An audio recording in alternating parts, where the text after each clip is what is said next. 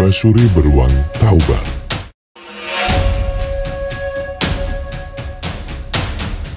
Pada suatu hari di hutan hujan, di pedalaman negeri impian, di mana berbagai hewan hidup berdampingan, ada satu binatang bernama Basuri.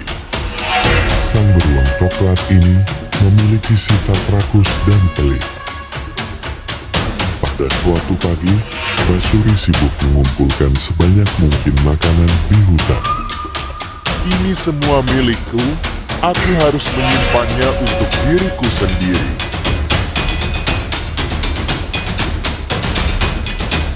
Karena Basuri terlalu serakah mengambil buah-buahan di hutan, hewan-hewan lain di hutan mulai merasa kekurangan makanan. Mereka panik karena musim kemarau akan segera tiba, dan sadar bahwa Basuri adalah penyebabnya.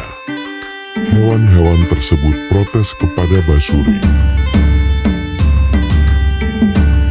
Basuri, mengapa kau mengambil semua buah dan makanan di hutan ini? Berikan juga buah-buah itu kepada kami. Sebagai penghuni hutan, kita semua harus saling berbagi. Ini bukan hakmu seorang. Diamlah, kau tupai kecil. Kalian hanya iri pada keberuntunganku.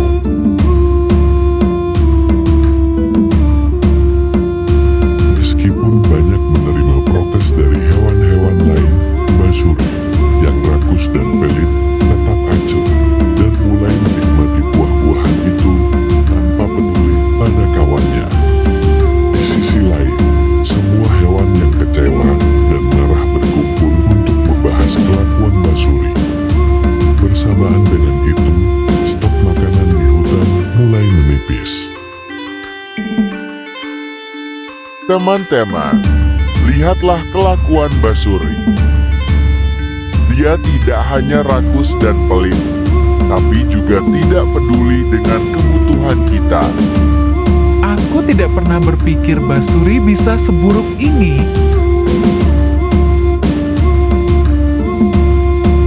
Basuri kini sendirian ditemani buah di sekelilingnya, terus menikmati buah-buah itu sendiri tanpa memikirkan perasaan kawannya yang sudah pergi meninggalkannya sendiri di tengah hutan.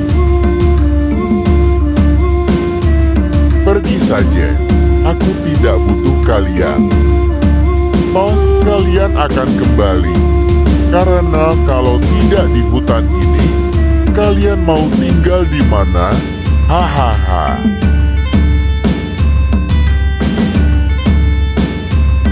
Karena kelakuan serakahnya, perut Basuri tiba-tiba terasa aneh dan semakin lama semakin terasa sakit yang begitu mendalam. Ia mengerang kesakitan, bahkan teriak memohon pertolongan. Namun, tidak seorang pun yang peduli atau membantunya. Meskipun suara keluh kesah Basuri terdengar oleh hewan lain di sekitar hutan. Tolong, tolong. Ada yang bisa membantu? Perutku sangat sakit. Kenapa tidak ada yang peduli padaku?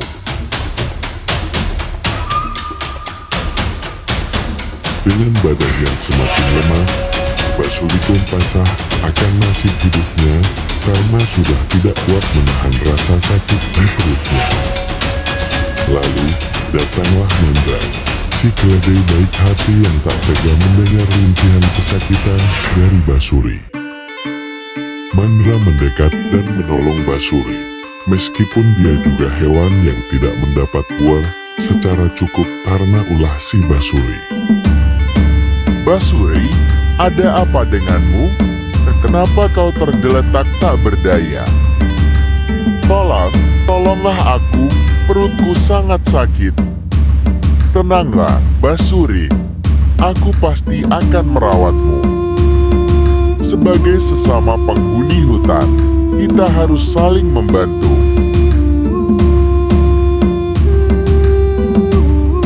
Mandra, si keledai baik pun mulai merawat Basuri dengan penuh kasih, dan perlahan sakit yang dialami Basuri pun mulai mereda. Hal baik tiba melalui perawatan Mandra, dan perlahan Basuri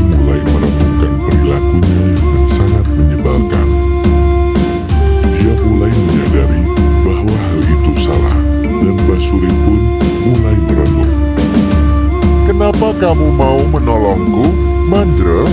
Padahal aku tak pernah memberikanmu buahku, dan aku tahu kamu pasti masih lapar. Laparku bukan halangan untuk menolongmu. Tidak apa-apa, toh kamu dan hewan lain adalah sahabatku. Tapi alangkah lebih baik kita saling berbagi, karena kita kan sahabat. Sekarang aku tahu bahwa aku salah. Aku harus belajar berbagi dan peduli pada yang lain.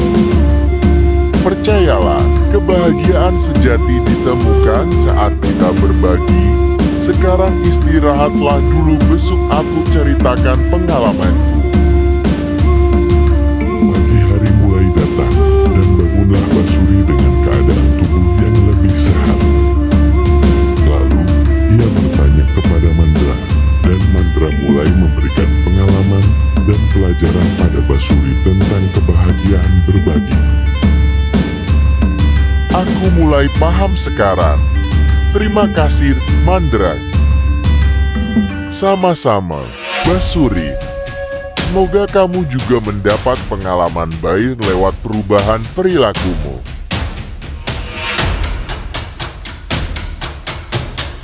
Basuri mulai mengemas buah-buahan simpanannya untuk dibawa ke bagian lain hutan. Lalu, Basuri mulai belajar berbagi makanannya dengan hewan-hewan lain. Ia merasa bahagia karena hewan-hewan lain mulai mendekat lagi padanya. Dia menyadari bahwa berbagi lebih penting dan menyenangkan daripada menyimpan sendiri. Kawan-kawanku, sini, aku ingin membagi makananku.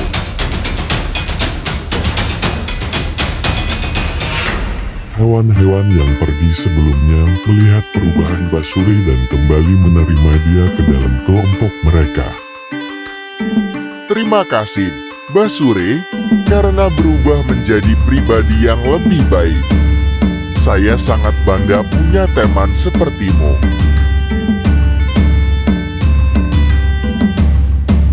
Dengan berubahnya sifat dari Basuri, lalu mereka kembali ke bagian tengah hutan yang sebelumnya mereka tinggalkan, dan akhirnya hutan kembali penuh kebahagiaan dan kebersamaan setelah perubahan Basuri lewat sentuhan kasih tulus Mandra.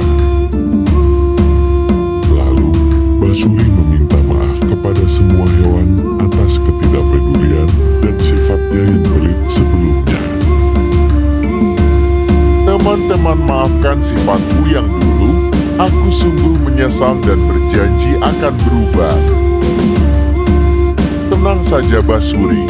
Setiap orang bisa berubah, asalkan dia mau berusaha. Dan sebagai kawanmu, kami juga siap membantumu.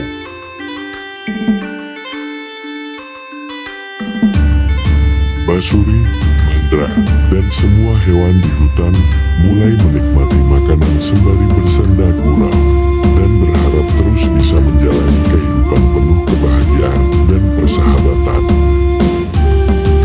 Dalam berbagi, kita menemukan kebahagiaan sejati. Kita semua kuat dalam persatuan kita.